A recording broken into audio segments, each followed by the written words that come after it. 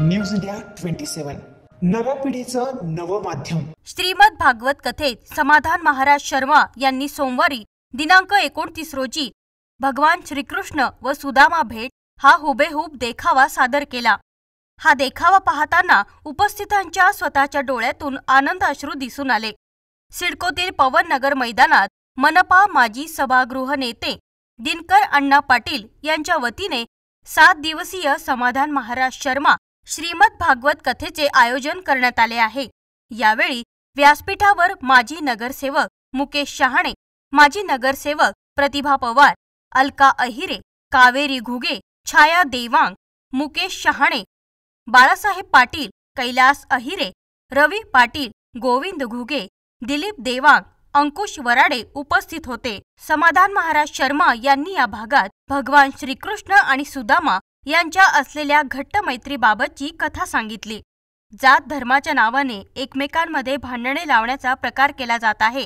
खूप मित्र असण्यापेक्षा मोजके मित्र असावे, आपल्या जीवाला जीव देणारे असावे, जो आपल्यासाठी धावून येतो तोच खरा मित्र, असेही महाराज शर्मा यांनी यावेळी सांगितले। या भागात समाधान महाराज शर्मा यांनी भगवान श्रीकृष्ण व सुदामा यांच्या घट्ट मैत्रीचे अनेक पैलू श्रोत्यांसमोर उलगडले। भगवान श्रीकृष्णाचा मित्र सुदामा यांची परिस्थिती अत्यंत गरीब असते, मात्र असे असतानाही सुदामा यांनी कधीही श्रीकृष्णाला याबाबत सांगितले नाही। एक वेळा संपूर्ण घर जळून खाक झाले होते, तसेच घरामध्ये अन्नाचा एकही कण शिल्लक राहिला नव्हता। यामुळे मुलाबाळासकट उपाशीपोटी झोपण्याची वेळ येत होती, मात्र तरीही सुदामाने श्रीकृष्णाकडे हात पसरवले नाही। शेवटी आता काहीच शिल्लक राहिले नसल्याचे पाहून सुदामा हा श्रीकृष्णाकडे जात असताना सुदामाची पत्नी सुदामाला म्हणाली, भगवान श्रीकृष्णाकडे जाताना हात रिकामे घेऊन न जाता काहीतरी घेऊन जा, असे तिने सांगितले। परंतु घरात तर काहीच नाही। असे पाहून सुदामाच्या पत्नीने सुदामाला भीक म्हणून मागून आणलेले पोहे सुदामाजवळ दिले। सुदामा श्रीकृष्णाला पोहे घेऊन जातो। त्यानंतर सुदामा भगवान श्रीकृष्णाकडे गेल्यानंतर या दोघांमध्ये झालेली भेट हा अविस्मरणीय क्षण पाहताना उपस्थित नागरिकांची मने भारावून गेली। कीर्तनाने भागवत कथा सांगता करण्यात आली। यावेळी माजी सभागृह नेते दिनकर पाटील यांनी 7 दिवस मोलाचे सहकार्य केले, त्याबद्दल त्यांचा सत्कार करण्यात आला। यावेळी माजी नगरसेवक मुकेश शहाणे, माजी नगरसेविका छाया देवांग, प्रतिभा पवार, पुष्पा आव्हाड, साहेबराव आव्हाड, प्रशांत कोतकर, गोविंद घुगे, विविध पदाधिकारी उपस्थित होते। भाविक उपस्थित होते। भाविकांनी महाप्रसादाचा देखील लाभ घेतला। श्रीमद भागवत कथा 23 जुलैपासून आज 30 जुलै पर्यंत समाधान शर्मा महाराज यांच्या वाणीतून या पवननगर नवीन नाशिकमध्ये अतिशय सुंदर अशी कथा झाली।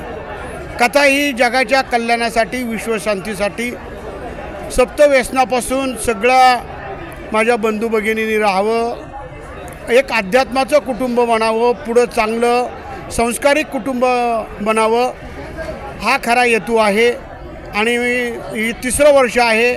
पहिल्या वर्षी रामकथा, मागच्या वर्षी शिवमहापुराण, आता भागवत कथा।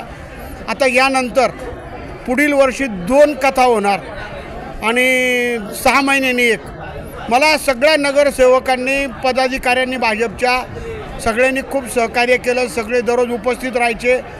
अनेकांनी कळत न कळत या कार्यक्रमाला सहकार्य केलं, असं मी सगळ्यांचं आभार मानतो। या प्रभागाचे नगरसेवक मुकेश शहाणे, छायाताई देवांग, त्यानंतर निलेश ठाकरे यांनीसुद्धा खूप सहकार्य केलं। गोविंद घुगे, प्रतिभाताई पवार यांनी या ठिकाणी या पवननगरमध्ये खूप मोठं योगदान दिलं। सगळ्यांनी हजेरी लावली, दररोज यायचे। खूप त्यांनी सगळ्या नागरिकांना येण्यासाठी खूप सगळ्यांना ते फोन करायचे, बोलायचे, सगळे या, असा छान कार्यक्रम झालेला आहे। आता पुढच्या वर्षीसुद्धा 2 कार्यक्रम होणार आणि मला खूप आनंद झाला। खरं तर राजकारणाच्या पलीकडं माझं अध्यात्माचं काम चालू आहे आणि मी नाशिक पश्चिम विधानसभा मतदारसंघातून जरी निवडणूक लढवणार आहे, परंतु अध्यात्माचं काम हे कायम चालू ठेवायचं। आणि अध्यात्मामुळं मला खूप मोठं माझ्या पाठीमागे एक पाठबळ आहे। मग मानभाव पंथ असेल, सांप्रदायिक पंथ असेल, आज सगळी मंडळी सर्व अध्यात्माची मंडळी माझ्या मागे असते, म्हणून मला एक मोठा आनंद वाटतो. आणि मी ज्यांनी मदत केली, जेवढ्या माता भगिनी उपस्थित राहिल्या त्यांना मी धन्यवाद देतो. जय रामकृष्ण हरी. 7 दिवसापासून अतिशय तुम्ही बघितला असाल तर गेल्या 7 दिवस असा कुठलाही कार्यक्रम याच्या आधी झालेला नाही. अतिशय खेळीमेळीच्या वातावरणात एवढ्या महिला उपस्थित राहतात. संध्याकाळी 6 वाजेपासून तर 10 वाजेपर्यंत कंटिन्यू 4 ते 5 तास इथं महिला बसून राहतात. अण्णा, तुमचं मी खरंच मनापासून धन्यवाद करेल का तुम्ही गेल्या 4-5 वर्षापासून एक ना एक असे संप्रदायाचे कामं घेत असतात. मागं देखील या नाशिक जिल्ह्यात मानभाऊ पंथाचं एक नाशिकला अधिवेशन झालं. भूतोना भविष्यात ते अधिवेशन झालं असतं असं तुम्ही करून दाखवलं. त्याचप्रमाणे पश्चिम मतदारसंघातसुद्धा तुम्ही जो काही संप्रदायाचा धडाका लावला आहे याच्यातून निश्चित आमच्या भागात काही ठिकाणी गुन्हेगारीची प्रवृत्ती आहे, परंतु ह्या गोष्टीमुळं निश्चित त्याच्यावर परिणाम होईल, चांगल्या गोष्टी घडतील असाच आशीर्वाद तुमच्या पाठीशी राहील. आम्ही तुमच्याबरोबर आहोत. एवढं मी बोलतो थांबतो. जय महाराष्ट्र. मध्ये अनेक कथाकार आहेत, परंतु अलीकडच्या काळामध्ये जे टॉपचं नाव आहे ते आदरणीय श्री महाराजांचं आहे. आणि आपलं भाग्य आहे की जेव्हा केव्हा अण्णा महाराजांना आवाज देतात तेव्हा आजपर्यंत तरी महाराज नाही म्हटले नाही.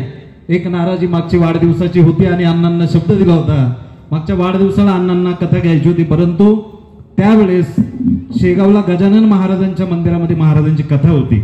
28 फेब्रुवारी ना अण्णा, 29 फेब्रुवारी त्या दरम्यान गजानन महाराजांच्या मंदिरात कथा असल्याने तुम्ही माफ केलं मला केलं म्हणते, माफ केलं. गेल्या वेळेस माझ्याकडून राहिले, अण्णा रागवले होते, लय चिडले होते माझ्यावर. बाबा मला तोच आवाज. असो, या ठिकाणी अधिक वेळ न घेता आलेल्या सर्वच मान्य